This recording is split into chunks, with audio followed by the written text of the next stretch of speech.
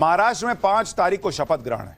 कल बीजेपी का नेता चुन लिया जाएगा, जिससे सीएम का भी पता चल पाएगा। लेकिन एकनाथ शिंदे का अब तक कुछ क्लियर नहीं हो रहा कि शिंदे चाहते क्या है, करने क्या वाले।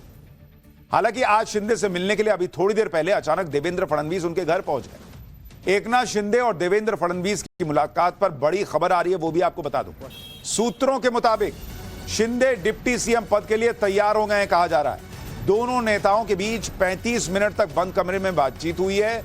मंत्रालयों के बंटवारे, शपथ समारोह, दोनों के बीच इसकी भी चर्चा हुई है, कहा जा रहा है। देवेंद्र फडणवीस अचानक एकनाथ शिंदे से नहीं मिले। पहले बीजेपी के एक नेता गिरीश महाजन ने एकनाथ शिंदे से 25 मिनट मुलाकात की, यह कहा जा रहा है। फिर गिरीश महाजन ने देवेंद्र फडणवीस के घर जाकर उनसे मुलाकात की और एकनाथ शिंदे से जो बातचीत हुई उसकी जानकारी दी। इसके बाद देवेंद्र फडणवीस एकनाथ शिंदे से मिलने पहुंचे।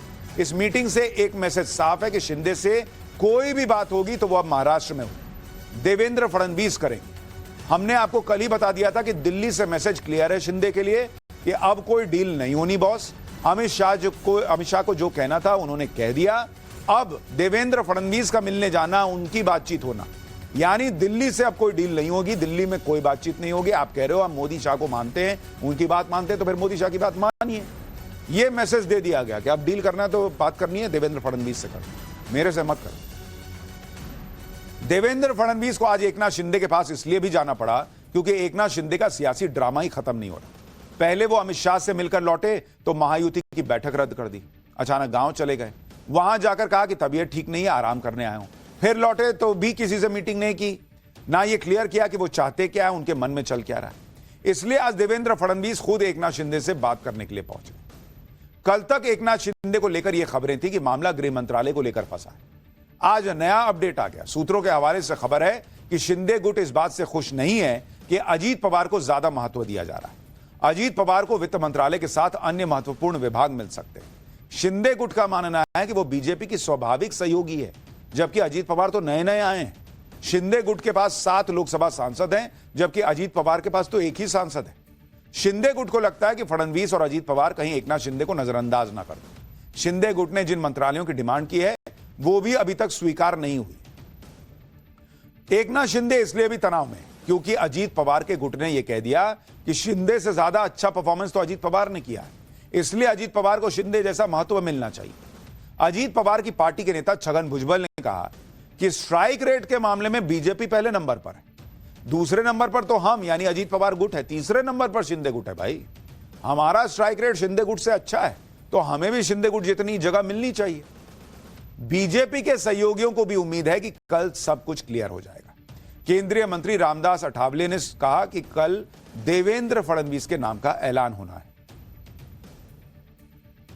बीजेपी के जो प्रभारी है, ऑब्जर्वर है, वो भी मतलब कल जा रहे हैं और वो सब एमएलए का जो ओपिनियन है सुनेंगे और माननीय मोदी साहब और अमित शाह साहब जो नाम न देंगे उस नाम को अनाउंस किया जाएगा। लेकिन मुझे लगता है कि कल देवेंद्र फडणवीस का ये नाम अनाउंस हो सकता है और देवेंद्र फडणवीस का कार्यकाल 2014 से 19 तक का बहुत अच्छा रहा है। भाई महाराष्ट्र की पिक्चर तो क्लियर है। शिंदे को भी बीजेपी ने समझा दिया कि जो तय होना था हो चुका, नाराज होने मुंह फुलाने से कोई फायदा नहीं। शिंदे मान जाएंगे तो ठीक, नहीं मानेंगे तो कुछ रुकेगा नहीं, सब काम अपने तय हिसाब से होगा। आज लोकसभा में जैसे ही संबल हिंसा पर अखिलेश यादव को बोलने की इजाजत मिली, वैसे ही अचानक उनके पीछे वाली सीट का नजारा बदल गया।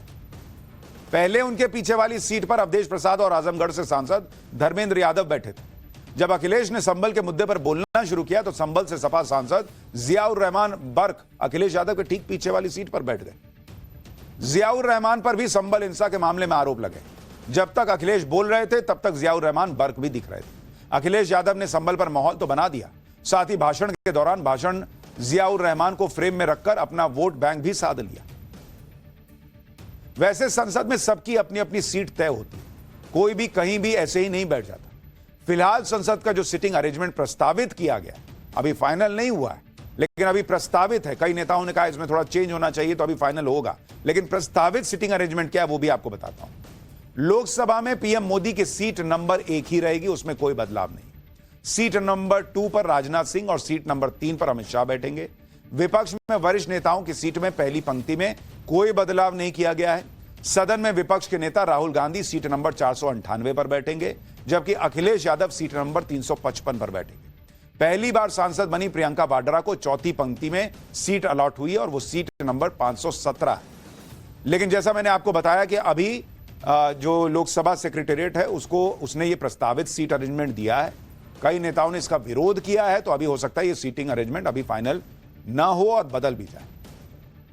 संसद में तो बीजेपी का मामला सेट है, विपक्ष भी अपने मुद्दों में उलझा है, लेकिन एक मामला बीजेपी का भी अटका हुआ है और वो मामला महाराष्ट्र में एकनाथ शिंदे से जुड़ा है। महाराष्ट्र में 5 तारीख को शपथ ग्रहण है। कल बीजेपी का नेता चुन लिया जाएगा, जिससे सीएम का भी पता चल पाएगा। लेकिन एकनाथ शिंदे का अब तक कुछ क्लियर नहीं हो रहा कि शिंदे चाहते क्या है, करने क्या वाले। हालांकि आज शिंदे से मिलने के लिए अभी थोड़ी देर पहले अचानक देवेंद्र फडणवीस उनके घर पहुंच गए। एकनाथ शिंदे और देवेंद्र फडणवीस की मुलाकात पर बड़ी खबर आ रही है, वो भी आपको बता दूं। सूत्रों के मुताबिक शिंदे डिप्टी सीएम पद के लिए तैयार हो गए हैं, कहा जा रहा है। दोनों नेताओं के बीच 35 मिनट तक बंद कमरे में बातचीत हुई है। मंत्रालयों के बंटवारे, शपथ समारोह, दोनों के बीच इसकी भी चर्चा हुई है, कहा जा रहा है। देवेंद्र फडणवीस अचानक एकनाथ शिंदे से नहीं मिले। पहले बीजेपी के एक नेता गिरीश महाजन ने एकनाथ शिंदे से 25 मिनट मुलाकात की, यह कहा जा रहा है। फिर गिरीश महाजन ने देवेंद्र फडणवीस के घर जाकर उनसे मुलाकात की और एकनाथ शिंदे से जो बातचीत हुई उसकी जानकारी दी। इसके बाद देवेंद्र फडणवीस एकनाथ शिंदे से मिलने पहुंचे। इस मीटिंग से एक मैसेज साफ है कि शिंदे से कोई भी बात होगी तो वह अब महाराष्ट्र में हो, देवेंद्र फडणवीस करेंगे। हमने आपको कल ही बता दिया था कि दिल्ली से मैसेज क्लियर है शिंदे के लिए कि अब कोई डील नहीं होनी बॉस।